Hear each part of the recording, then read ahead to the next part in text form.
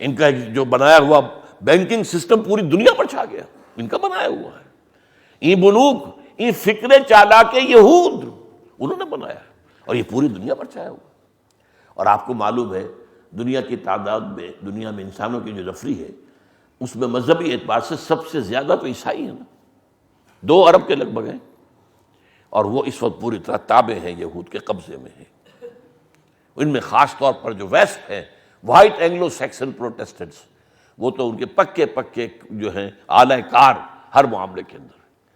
یہ اتنا بڑا انقلاب کیسے آیا؟ یہ ایک بہت اہم مسئلہ ہے سمجھنے کا تاریخ کا. اس کی جو کی ہے وہ کیا ہے؟ تاریخی اعتبار سے چند باتیں نوٹ کر لیجئے. جب طارق ابن زیاد ہسپانیہ فتح کر رہا تھا، یہودیوں نے اس کی مدد کی تھی، اسے راستے بتائے تھے، ادھر سے جاؤ، ادھر سے جاؤ، ادھر سے حملہ کرو. وجہ کیا تھی؟ کہ ہسپانیہ میں ان پر شدید تشدد ہوتا تھا، پرسیکیوٹڈ مائنورٹی تھے، عیسائی ان سے نفرت کرتے تھے، دباتے تھے، مارتے تھے. تو آپ کو معلوم ہے دشمن کا دشمن تو دوست بن جاتا ہے. تو یہاں انہوں نے مسلمانوں کی مدد کی. نتیجہ کیا نکلا؟ اب مسلمانوں نے ان کی قدر کی. اور مسلم اسپین جو ہے، بن گوریون نے اپنی کتاب میں لکھا ہے، Muslim Spain was the golden era of our diaspora.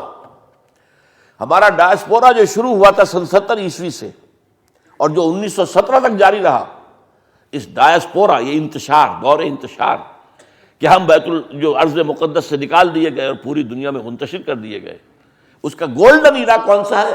وہ مسلم اسپین ہے. وہاں ان کی عزت کی گئی، ان کو حیثیت حاصل ہو گئی. انہوں نے چونکہ مدد کی تھی فتح کرنے میں، وہ فوری اس کا جو ہے منطقی نتیجہ یہ تھا. اور وہاں پر جو ہے اب نوٹ کیجئے، وہاں بیٹھ کر انہوں نے یورپ میں عیسائیت کے اندر نقب لگائی، عیسائیت کے اوپر حملہ کیا. وہ کس طور سے؟ ہسپانیہ کی یونیورسٹیاں تھیں اس وقت دنیا میں جن سے کہ روشنی پھیل رہی تھی علم کی. وہ بغداد سے یہ معاملہ منتقل ہو کر آ چکا تھا اسپین میں.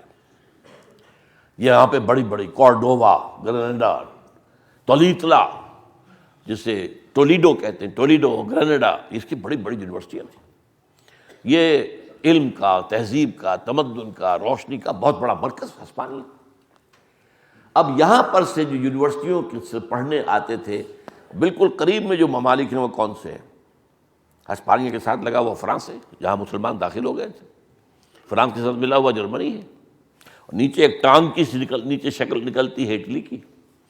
خاص طور پر ان 3 ملکوں سے نوجوان آتے تھے پڑھنے کے لیے. لیکن جس طرح ہمارے نوجوان جاتے ہیں امریکہ یا انگلینڈ، لیکن بدقسمتی سے ہمارے نوجوان وہیں کے ہو کے رہ جاتے ہیں. یہ آئے ہیں واپس اپنے ملکوں کے اندر. انہوں نے آ کر یہودیوں نے وہاں پر، اور وہاں پر وہ بہت اچھی حالت میں تھے، ان کے اندر کچھ خیالات کے جراثیم پیدا کیے. وہ جراثیم لے کر یہ اپنے اپنے ملکوں کو واپس آئے. ان جراثیم کے ذریعے سے ان 3 ملکوں کے اندر 2 تحریکیں اٹھی: اصلاح مذہب، ریفارمیشن، اور رینیسنس، احیاء العلوم. اب احیاء العلوم کی تحریک کا بھی نتیجہ یہ نکلا، جب فزیکل سائنسز کو عروج ہونا شروع ہوا، اس کا ایک منطقی نتیجہ نکلا. انسان کی سوچ میں ایک تبدیلی آئی. بھئی یہ خدا ہے یا نہیں ہے یہ تو پتہ نہیں، یہ کائنات تو ہے نا، یہ تو ریئل ہے. خدا تمہارے اپنے ذہن کا تصور ہے، یا ہے یا ہے یا ہے نہیں ہے، کچھ نہیں، کوئی ثبوت تو نہیں ہے ہمارے پاس. لہذا توجہ کرو اس میٹیریل ورلڈ کے اوپر. ساری توجہ جو ہے فزیکل سائنسز کے اوپر اب اس اعتبار سے مرتکز ہو گئی. اسی طرح یہ روح کچھ ہے یا نہیں ہے کیا پتہ، کس نے دیکھی؟ کوئی وزن بھی اس کا نہیں کیا جا سکا آج تک. تو روح کسے کہتے ہیں؟ یہ جسم تو ہے نا. Take care of this body, اس جسم کے لیے بہتری کا جو ہے، اس کی بہبود کا، اس کی تمام ضرورتوں کی فکر کرو. روح ہے یا نہیں ہے چھوڑو اس مسئلے کو. یہ بحث ایک منطقی سی بحث ہے. اسی طرح نمبر 3، کوئی اور زندگی ہے یا نہیں، لائی آفٹر ڈیتھ، کیا پتا ہے کہ نہیں؟ کس نے آگے بتایا واپس مرنے کے بعد؟ کوئی نہیں جانتا. یہ زندگی تو ہے نا، اسے سنوارو. اب تمہارا نظام ہونا چاہیے، تمہاری تہذیب ہونی چاہیے، تمہارے اندر جو ہے سوشل سیکیورٹی کا نظام ہونا چاہیے، بہتر زندگی بناؤ، بہتر ریاست قائم کرو۔ یہ 3 ورسز 3، اس پر میرا ایک کتاب چاہے اسلام کی نشرت ثانیہ کرنے کا اصل کام، کہ اس مغربی تہذیب کا جو مرکزی نقطہ ہے وہ کیا ہے۔ وہ یہ نہیں کہتے کہ ہم خدا کا انکار کرتے، کیا پتہ بھائی ہے یا نہیں ہے، ٹھیک ہے ہوگا، we don't say he is not their, لیکن یہ کہ کچھ ثبوت تو نہیں ہے نا۔ کائنات ہے اصل شے، اس پر توجہ کرو۔ روح ہے یا نہیں، ہم نہیں کہتے کہ نہیں ہے، ہوگی، لیکن جسم تو ہے نا، اس میں تو اختلاف نہیں ہے، تو ساری توجہ اس پر کرو۔ یہ حیات دنیاوی تو ہے نا، اس کا کوئی انکار کر سکتا ہے؟ اس کا تو کیا پتہ ہے یا نہیں، آخرت کی خبر خدا جانے۔ تو یہ ہے اصل میں شفٹ آف ایمفیسس، ذات باری کی بجائے کائنات، روح کی بجائے جسم، حیات اخروی کی بجائے حیات دنیاوی۔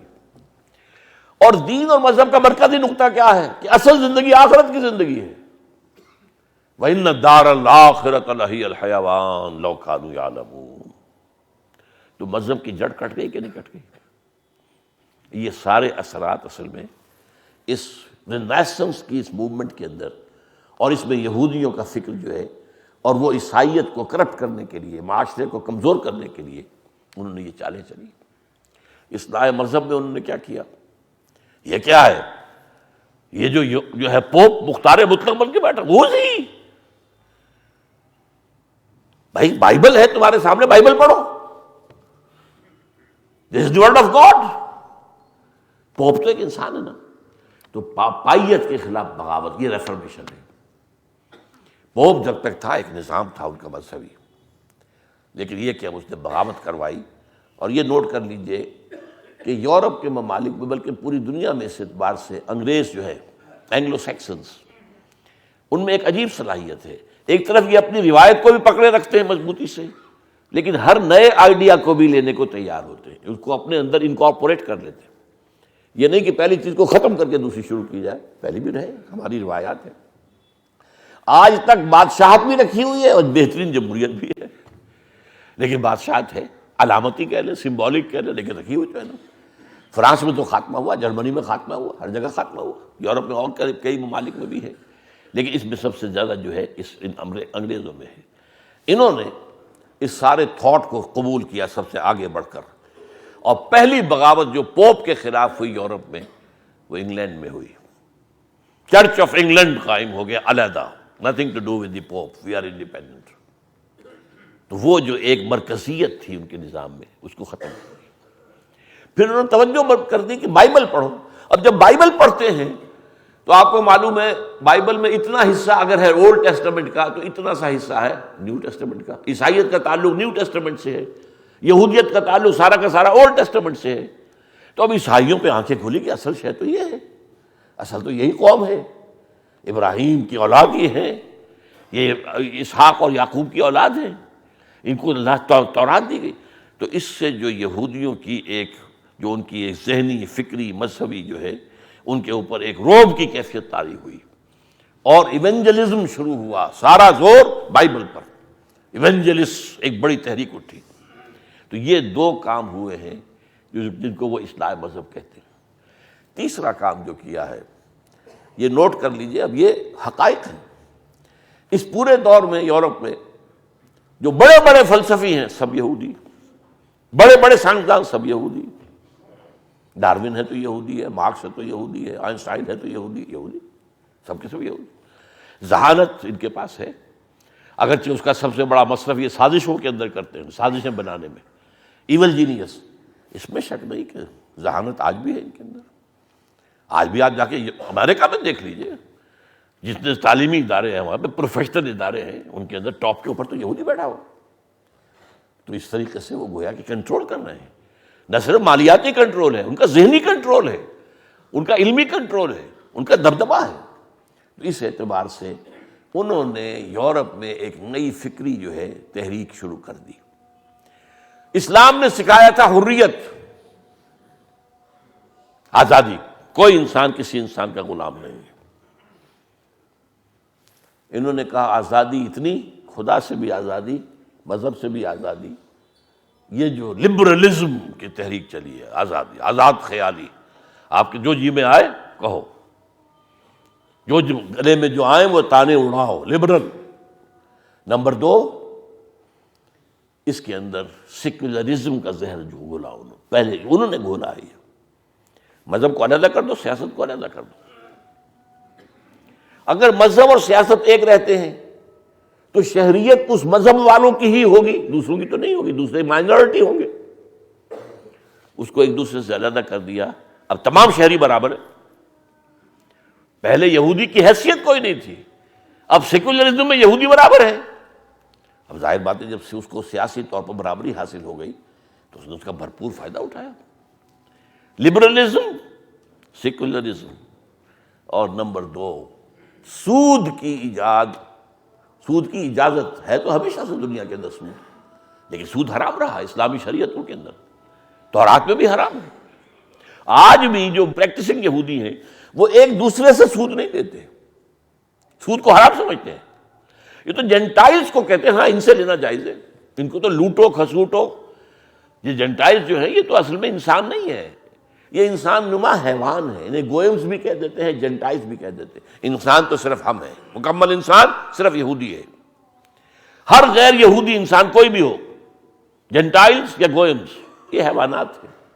حیوانات سے فائدہ اٹھانا آپ کا کام ہے نا۔ گھوڑے کو آپ ٹانگے میں جوتتے ہیں، وہ کوئی احتجاج کر سکتا ہے؟ آپ بیل کو ہل میں لگا دیتے تھے، وہ بیچارہ احتجاج کر سکتا تھا؟ اسی طرح یہ حیوانات ہیں، انہیں ایکسپلائٹ کرنا، ان سے فائدہ اٹھانا، ان کو دھوکہ دینا، ان کو چیٹ کرنا، روب کرنا، ہر چیز جائز ہے۔ قرآن مجید میں بھی ہے لیس علینا فی الامیین سبیل، ہمارے اوپر کوئی مواخذہ ہی نہیں ہے ان امیین کے بارے میں۔ ہم جس طرح چاہیں دھوکہ دیں، جس طرح چاہیں ان پر فریب کریں، جس طرح چاہیں انہیں لوٹیں، ہمیں حق حاصل ہے۔ لیس علینا فی الامیین سبیل، ہمیں کوئی جو ہے ملامت ہو ہی نہیں سکتی، ہم جو چاہیں کریں ان کے ساتھ۔ تو اس اعتبار سے انہوں نے بینک کی اجازت لی سود کی، پوپ کہ جب تک پوپ کا اقتدار تھا سود حرام تھا۔ دونوں قسم کے سود، یہ جو آج کل کچھ لوگ جو ہوتے ہیں، جو کچھ اے بی سی آ جاتی ہے، کچھ معاشیات کی صرف الف بیتے پڑھ لیتے ہیں، یوزری اور ہے جی، اور کمرشل انٹرسٹ اور ہے، یہ دونوں حرام تھے یورپ کے اندر، ایبسلیوٹلی، دونوں ہی حرام ہیں ہمیشہ سے۔ ایک ہی شے ہے، اس کی شکلیں بدلی ہوئی ہے، ایک ہی چیز ہے، روا ایک ہی چیز ہے، چاہے وہ بینک انٹرسٹ ہے، چاہے کمرشل انٹرسٹ ہے، چاہے یوزری ہے، کچھ بھی ہے، یہ حرام تھا مطلقاً یورپ کے اندر۔